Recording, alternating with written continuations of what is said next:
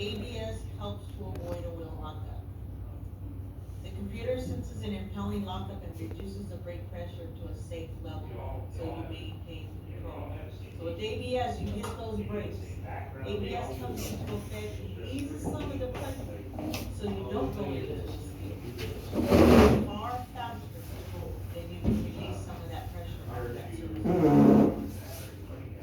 ABS will not turn on unless there is a need for it. With normal braking with air brake, push the brake pedal down, control the pressure so the vehicle comes to a smooth, safe stop. Yeah, have a manual transmission. Don't push that clutch in until your engine is close to idle. And then when stopped, you select the starting gear. With controlled braking, you can apply those brakes as hard as you can without locking up those wheels. Keep those steering wheel movements very small while doing this. By chance, you need to make a larger steering adjustment, or if your wheels lock up, release your brakes and reapply them as soon as you can. With stab braking, you apply those brakes all the way, and as soon as your wheels lock up, you're going to release and then reapply your brakes.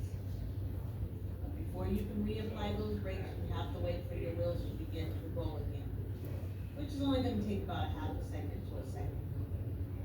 Because if you don't let your wheels begin to roll, those wheels will stay locked up, and that trailer is going to swing around on you.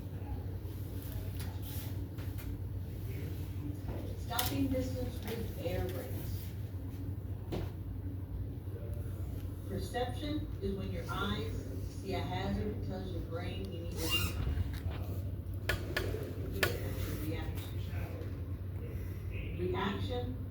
Perception is your reaction. Reaction is going to be your response. Letting go of that brake pedal, letting go of the accelerator to apply it to the brake pedal. That's going to be your reaction. Brake flash adds another 32 feet to your stopping distance because it takes time for your air to run through your brake drums and lines. Plus braking equals your total stopping distance. So at 55 miles an hour, I see a hazard. My eyes tell my brain I need to do something. I've traveled 142 feet. I let go of that accelerator to apply it to the brake pedal. I've traveled another 61 feet.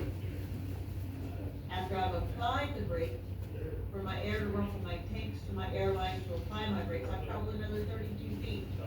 When everything is working correctly, the brakes have been applied, the liner is pushing out against my drums to stop my wheels, I've traveled another 216 feet with a grand total from the time my eyes see the hazard until I come to a complete stop. I've traveled 450 feet. That's a football field and a half, folks. These trucks do not stop as quickly as your car does. That's why it's extremely important that you have that space between you and other vehicles in front of you, because it takes time for us to come to a stop. Brake failure. Brakes are designed so your brake shoes or pads rub against the brake drums or discs to slow your vehicle. Brakes are designed to take a lot of heat, but they can fade from excessive heat caused by overusage. Brake fade is applying those brakes harder and harder, but you get the same stopping power, meaning you just can't slow down enough to stay in control of that vehicle.